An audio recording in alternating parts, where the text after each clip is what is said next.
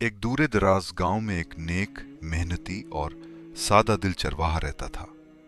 वो रोजाना अपनी बकरियों को चरागाह में ले जाता और अल्लाह का जिक्र करते हुए अपना दिन गुजारता। एक दिन अचानक झाड़ियों में हलचल हुई और एक मजबूत, खौफनाक भेड़िया बाहर निकला। चरवाहा संभलने से पहले ही भेड़िया एक बकरी मुंह में दबाकर दौड़ पड़ा।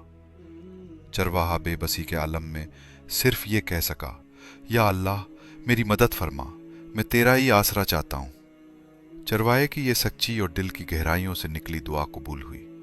चंद ही लम्हों बाद वही भेड़िया रुक गया। चरवाहे ने हैरत से देखा कि भेड़िया धीरे धीरे वापस मुड़ा और बकरी को उसके सामने छोड़ दिया। वो चरवाहे की तरफ एक अजीब, मानूस सी निगाह से देखकर जंगल की तरफ लौट गया। चरवाहा देर तक हैरान खड़ा अल्लाह की कुदरत को सोचता रहा।